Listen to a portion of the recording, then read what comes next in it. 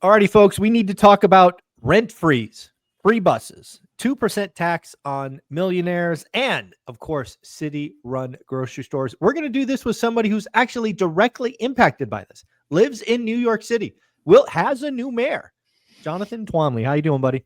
I'm doing great, Michael. How are you? Well, I'm actually smiling a little bit. I think we talked privately that I hoped Mandani would win, and he did win. And, starting January 1st, you will have a new mayor. So which one do you want to talk about first? Rent freeze, free buses, 2% tax on millionaires, or city-run grocery stores? Which one you got? Well, let's go with rent freeze because that's probably the thing that people are most interested in on this show. So let's start there. Yeah. So again, we're talking about rent freeze, which again is a very common socialist tactic. It sounds good, but in practice, it has failed every single time. But yet we are destined to try it again, I think. Well, so here is the situation with rent freezes. So first of all, to the extent, so the mayor has no power to freeze the rent on market rate apartments. So, the government doesn't in New York, period. So this will only affect rent apartments that are already rent stabilized if it were to go into effect at all. So off the top, this is not like a citywide rent freeze. Like, it sounds good though. It sounds good. And I think frankly, a lot of people who voted for Mamdani thinking that the rent will be frozen are going to be really disappointed, because I don't think it was really made all that clear that, like, hey, if you don't have a rent stabilized apartment, this doesn't affect you, assuming it can even be done. Right. So to rent stabilized apartments. So that's point A. Any kind of further extension of rent control would have to come from the state, and Governor Hochul has been very emphatic about, like, we're not going any further with this stuff. So there's that. The second thing is that the way that the rent stabilization works in New York City is there's a rent stabilization board, and every year the landlords go and the tenant reps go and they fight about it. And the rent stabilization board says, okay, you can raise the rents by X this year. Mm-hmm. Now, in the past, when things were more stable, the rents would go up 2 to 3% a year, and that was kind of okay. And like, it wasn't such a big problem. But in recent years, the expenses have gone through the roof. Right. Rents have not followed suit. And it's become a really big problem with a lot of rent stabilized and especially rent controlled apartments, like, really becoming unprofitable to run. So the mayor does have the ability to appoint the rent board, but like other public boards, it's not like he comes in and gets to appoint everybody. Like, people have terms, they're staggered. So maybe eventually he could appoint all of the members of the rent control board, but they're still going to have to listen to landlords and tenants sort of fighting it out. And like, unless they're really unreasonable people, and look, that could happen, they're probably going to continue what they've always done, which is to continue to raise the rents a little bit each year. So I think the rent freeze sounds good soundbite, directly addressed a lot of what young people are struggling with in New York City. But I don't think it's very likely to happen. Now, however, there was one thing that was very interesting that I did read, though. It seems that Mamdani is not completely insensitive to the interests of owners. And one of the things that he has talked about is, in return for a rent freeze, has said, we will look at property tax abatements for stabilized buildings, and also devising some kind of like insurance scheme so that you'd get cheaper insurance. So there might be some trade-off that would make it a lot more palatable for rent stabilized apartments. But I think, like everything else, on the one hand, like, Mamdani made it sound like really promising. Everyone's rent's going to get freezed. All the young people were like, yay, woohoo. And then on the other hand, like, the people who have an interest in demonizing him are like, he's going to turn New York into a socialist hellhole. And like, so I think basically, as I've said, repeatedly, like on LinkedIn and other places, like Mamdani will neither be as bad as his opponents fear or as good as his proponents hope. So, It'll be somewhere in the middle. Yeah, he'll be somewhere in the middle. I think if he wants to have a successful mayorship, he's going to have to now the mayor of New York. You get 2 terms, right? 2 Is that all terms, you? yeah. So he could go 8 years. He could go 8 years. Okay, all right. So Assuming he does. that he's popular. Yeah, he's playing. He is playing the game for the second term. So okay. Yeah, and the thing is, like, New York has had 12 years of really crappy mayors, right? Right. And like Eric Adams would be in jail if Trump hadn't stepped in and pardoned him. Mm-hmm. Bill de Blasio was just a like self-centered and incompetent, and like it just we haven't had a good mayor for a long time. So the bar is kind of low for Mamdani. So we'll see. But I think that like the fear mongering is probably excessive, but the hopes are also excessive. And I honestly just don't think a lot of this is going to happen. So, but we'll see. We'll see. Yeah. So, but when we talk about rent freeze from an economic perspective, I think the history is pretty clear. It feels good in the moment. Anybody who gets a rent freeze feels great, but they're typically locked in. There's no mobility years after. Yeah. It does make it unprofitable. So what often happens, and I think New York is seeing this now, is landlords simply don't repair units. They just let them go vacant and keep them vacant because it's more profitable. This just leads to lower quality and lower units. Yeah. And I think, honestly, maybe this is just me being hopeful, but I think that the facts are starting to get out a little bit about how this really isn't the solution, even though like young people voted for Mamdani. You also have to understand this election in its context, right? Like, Mamdani started out, nobody knew who he was. He was at like 2%.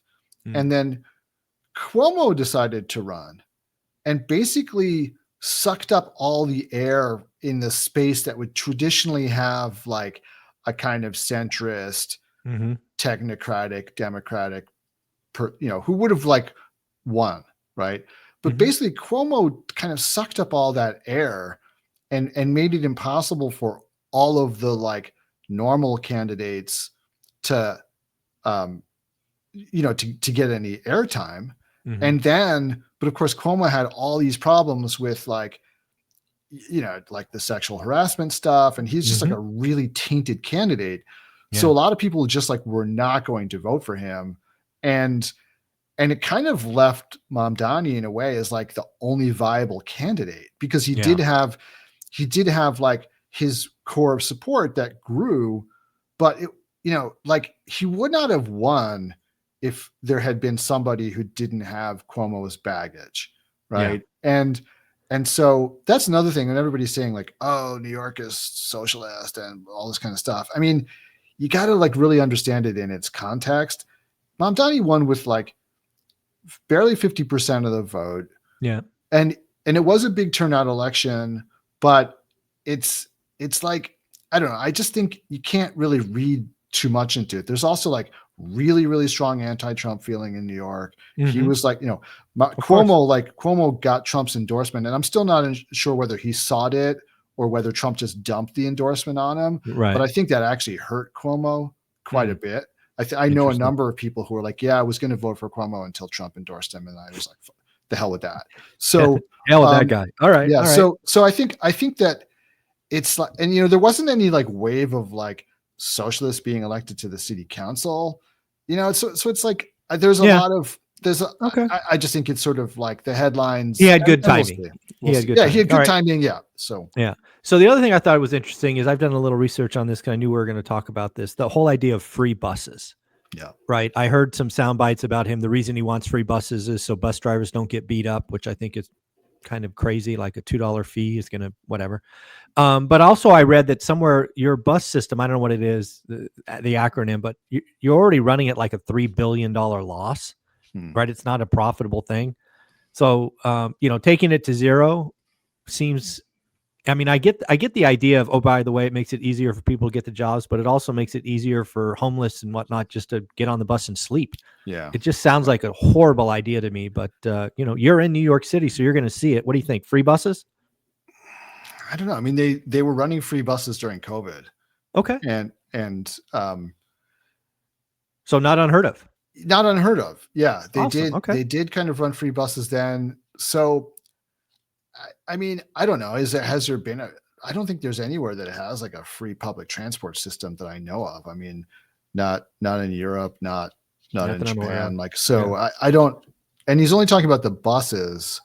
So I guess the idea is like, well, it is disproportionately poor people who are taking the buses, and as opposed to the subways. And so I don't know. I mean, the thing is, the money that, even if they're running at a loss, like they are bringing in some money, and then that money is going to have to come from somewhere else. And I guess that gets us into sort of like the 2% millionaires tax, which is, again, mayor has no power at all to impose taxes. Like, well, let me ask you about that. So I know obviously it's a state thing, so the governor is involved, but I thought New York City had a city tax. New York City does have city income taxes. However, now, isn't that controlled at the mayor level or no? No, that is a state. That's a state thing. That's a state thing. You know, okay. The idea being that New York City has like stuff like a subway to run, and like disproportionate expenses. So, that makes sense. So, I mean, and as it is, listen, I mean, this is a whole different axe to grind. New York City subsidizes the rest of the state, right? Sure. Tax makes sense. So, of course. like our income taxes are like going to pay for, when I used to have my house upstate and I would drive along these like really nice country roads, like these. My taxes paid for that. They call them state highways, like in a county with like, that's like way larger than the size of the city of New York with 25,000 people in it. And I'm thinking like, these people are not paying for this. I'm paying for this. Right. Yeah. So, but they're the ones complaining about their taxes all the time. So it's like, thanks a lot, guys. Can we trade? Yeah, exactly. Like, I'll be happy like to pay less tax and not pay for your roads. That's fine. But anyway, so, but yeah, that is a state. The city of New York has no power under the state constitution to impose an income So again, tax. it's one of those things that sound good, but can't do anything. Yeah. And Hochul has already said, I'm not imposing new taxes. New York is taxed enough. So that's not going anywhere. So if like the free buses are dependent on the millionaires tax, it's not going to happen. Yeah. The other thing I heard, again, this is all, it's, again, I'm glad he won, because again, I think every 20 years we need to have an experiment with socialism. I'm on the West Coast, so hey, New York, go nuts. Sorry. But the other thing I read is there's supposedly 760,000 people in New York ready to get out if he won, which I don't believe for a second. I bet you it'll be less than 10,000. Yeah. Some people will leave, no doubt, but it's going to be 5,000, 10,000. It will not be 100,000, I don't think. However, I read, and this shocked me. I mean, I knew it was bad. I didn't think it was this bad. The top 1% of income earners in New York City, pay 48% of total tax collection. Yeah, I mean, I wouldn't be surprised, because I mean, those guys are making a ton of money, right? I mean, yeah, and it's income. It's not. Yeah. So again, top 1%, 48% of total collection. So my brain was like, okay, first off, these people have assets and options. Yeah. This could be a lot like the Silicon Valley and some other areas where they go, enough is enough. And you don't need to lose a lot of them. If you lost 20% of the top 1%, you have a tax problem. Yeah. And this is one of the things where I think that, like, next January, when Mamdani sits down in the mayor's office and he actually has to grapple with like, where's the money going to come from? Like then you kind of get real about stuff like that. You're like, okay, if these 20 people leave the city, I'm effed. That's like, $1 billion goes away right there. I mean, forget about like the state not coming up with the 2% millionaires tax. Right. So, I think reality asserts itself, and Mamdani's I'm going to disagree with you. He's not going to look at that. He's just going to say, keep taxing. But the thing is, he can't. But the thing is, he has no power to do it. He doesn't have the power to do it. He can say it all he wants, but he does not have the power. Only the state of New York has the constitutional power to to raise taxes, whether Can he it's, do anything on the property? I mean, can he do property taxes? What does the mayor have power over you? yeah, I think that, well, I think the city council does too. Okay. And I think, it's, so the city does control its own, or the county. I don't know which one, whether it's the City or county, the city or county, the 5 different counties in New York City. People don't realize this, but the boroughs are actually counties. Got it. So New York So has 5 Bronx, counties. Yeah. Queens. Yeah. Okay, got it. So, so I don't know if it's done on the county level or the city level, but yeah, the city council can raise property taxes, but then again, like, those guys have to get reelected too. And and like I said, it wasn't like Mamdani had coattails where he had all, like, where the Democratic Socialists of America ran a slate of candidates for city council that to come in with Mamdani. It was just like, yeah, he ran for mayor, and then, like, on the local level, everybody else was doing the things that they did. So it's probably true that that there were some more. I mean, I don't really know. I need to look into this, whether the character of the city council changed a lot, but I don't think so. And like I said, those people they've got to listen to constituents who are like, don't raise my taxes. And ironically enough, I think that, if you're talking about, like, property taxes, like, if you live in an apartment, I mean, you're ultimately you're paying property taxes somehow through your rent, but it's not, you don't see it. So in places like Manhattan, right? This is like, it's a renter's borough, right? Yeah, and so sure. the places where people are actually paying property taxes, ironically, are some of the places where Mamdani had, like, the most support, like around where I live, where there's, like, a much higher level of home ownership. People own brownstones and stuff, and, like, those people are not going to be like, hey, raise my property taxes more. Okay. So, all right. Yeah. Well, let's talk about the last thing I heard on his message board, which was 5 city-run grocery stores, basically 1 in each borough, as I understand it. Some people said he said free groceries. I never heard him say free. It's city-run grocery stores, which is always odd to me. When I look at businesses to run, restaurants and grocery stores are like the two I would never even think of, right? Grocery stores run on about a 2% margin. Yeah. And it just doesn't make sense to me. I'm not sure. I think, again, it sounds like a good idea. Look, if they come up with 5 there's like 1 city-run grocery store in each borough. I mean, the size of the city of New York, like, it seems to be like, yeah. And I mean, maybe the idea is like, okay, it's city-run, it's on city land, they don't have to pay rent, they can. Maybe they can chisel off some of the costs. Maybe, maybe. Yeah, they can, like, it can be a slightly cheaper, groceries. I mean, maybe they have enough purchasing power that they can, purchase. They can get bulk buying. Yeah, and maybe. I don't know, but it just doesn't seem to me like I mean, in some ways, maybe that's the most likely thing that he's going to be able to do, because it probably is within the city's power to buy or use some property the city already owns and build something there, build a supermarket there. So maybe that could happen. So, we'll see. Yeah, I think a city, I mean, again, I don't know what I think if you look at it and you get as creative as you could see how maybe you can wring out, I don't know, 10, 15, 20% of the costs. But again, those costs come from somewhere. Like, that city land or city building is, maybe it's vacant. So I don't know. Yeah. It's just, it does seem like if he wanted to, he could do that one, I think. Yeah, I think so. That sounds like the most likely one that they'll be able to do, can create some jobs for some people working there. I mean, it's sounds like kind of like a jobs program / welfare program. And, but also with kind of minimal effect on the overall, like, economy of the city. So, well, let's close on this. We got about 10 minutes. I think the last thing to talk about is Tuesday election across the country was, in my opinion, should be a wake-up call for the Republicans. The Republicans got their ass handed to them everywhere. And I think it should be a sign. I think Tuesday was a sign of 2 things.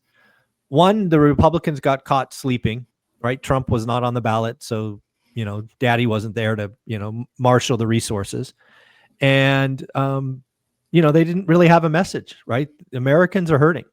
And, name calling people doesn't really move the needle. And if Mamdani did anything, he proved what message works. And as we just ran through, some of this is the whole, free ice cream strategy, right? He doesn't have any authority to give free ice cream. But again, people don't hear that. They just hear the message. And my fear, again, the other fear I have is Democrats know how to win. So we're going to have 100 Mamdanis in the next 6 months saying the same message. I honestly kind of doubt that. I think some people will definitely point at him, who like him, will point at him and say he won an important role in a, admittedly a blue state, but I think you'd be remiss if that's not the playbook to win. Well, but the thing is, I think you have to look at also New Jersey and Virginia, where the playbook was very different, and they won bigger victories in those states by being like really like, hey, steady hand on the tiller, bread and butter issues. We're going to fix the potholes. Like that's the stuff that they ran on in those states. And that was a big, and like, hey, we don't like, just like you, we don't like the chaos. We don't like the tariffs. We don't like, just the nuttiness that's going on. And I think that's why they won in those states. And because listen, I mean, one of the things nobody's really paid attention to this, because why would they? But, in upstate New York, which parts of which are really red, the Democrats flipped some county legislatures that the Republicans had held for like 50 years. Oh, wow. And they didn't do it by being Mamdani, right? Okay. They did it by just being like, hey, don't you see all the crazy? Aren't you tired of it? Like, time for someone who just to get back to the middle. Yeah. Yeah. Time for someone who just wants to fix the potholes. Right. And so I think that's going to be the message rather than. Well, we are a year away from 26. Yeah. So. But listen, if you're in San Francisco, like, yeah, Mamdani is going to be the message. Like there are certain places where that's going to be but that might work in those places, but it doesn't work everywhere. So Democrats would be foolish to think that Mamdani is the model rather. I mean, I think he ran a good campaign in the sense he was very tech savvy, like really got the young people out. Like there are, I think, like sort of tactical lessons that they should take from him. But he got like 80% of young female voters. Yeah. Like 80% or something. And also men too. I mean, he had like 40-point advantage with men 18 to 29. Yeah. The young vote. Yeah. So, but the other in New Jersey and Virginia, they won with young men too. Just not like 40%. It was more like 10 to 12%. But that's a big number. But that flips from Trump. Like Trump had won that demographic. He won that vote. And they flipped it. And so I think that they have to run to the center. And I think hopefully they get that message. So, I think the midterms are right around the corner. I mean, it's now midterm season, right? This election's over. It's all about midterms. And I think it's pretty clear if Trump doesn't keep the House, he's neutered for the last 2 years. Yeah. All right, Jonathan, where can people find you? Yep. So, my new Facebook group, my new school group is now open and free. It's AIC. Sorry, it's school.com/AIC, and I would welcome you guys all there. So please come on and join the conversation. I have some really good free resources in there for folks. Nice. And would love to see you in there. Awesome, buddy. Thank you. Good luck. Thanks.